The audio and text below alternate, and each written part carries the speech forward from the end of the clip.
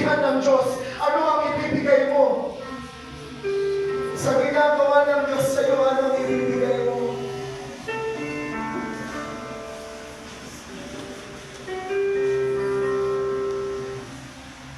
Pwede ba natin itaas ang aming kamay?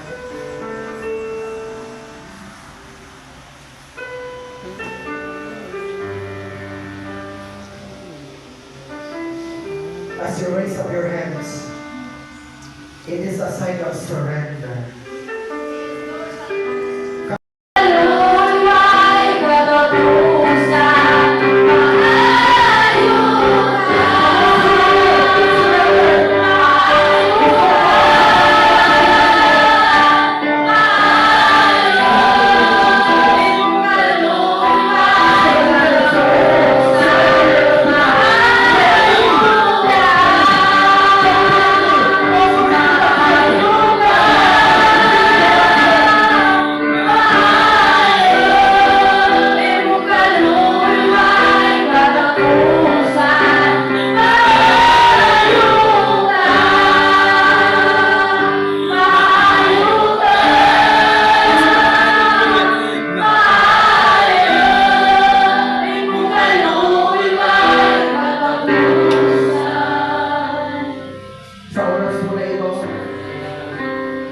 Pwede po ba humanap ka ng mga kapareha sa oras na ito, babae sa babae, lalaki sa lalaki, at sabihin mo, hindi lang sasabihin, ipag-pray mo siya na maglilingkod kayo. Na maglilingkod kayo. Yung mga kalalakihan,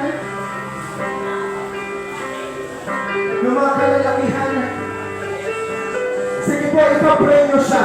Ipag-pray nyo, start.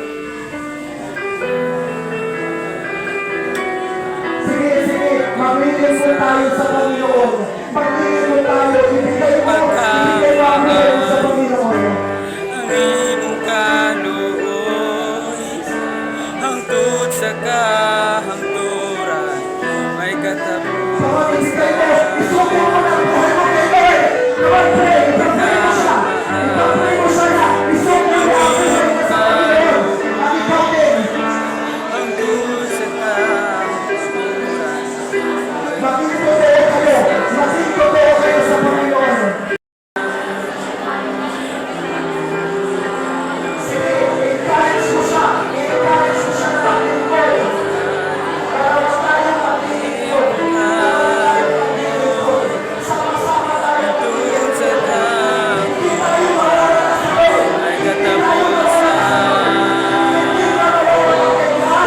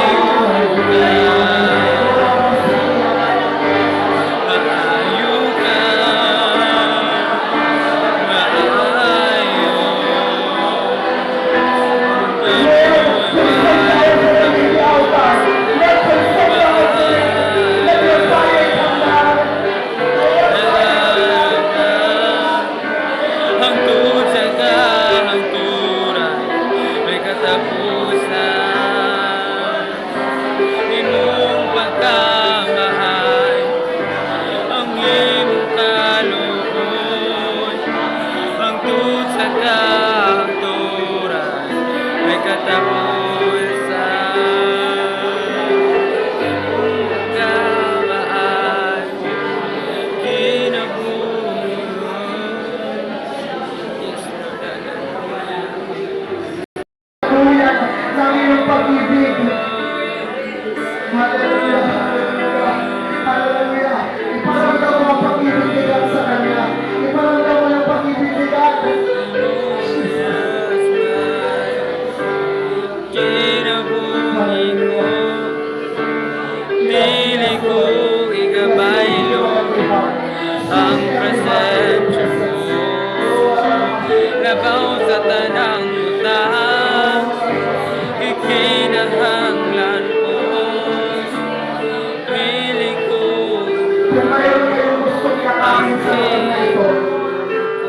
ninyo, nanay ninyo, kapatid ninyo, puntahan ninyo.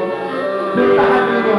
Kung may tatay kayo, kapatid, puntahan po ninyo.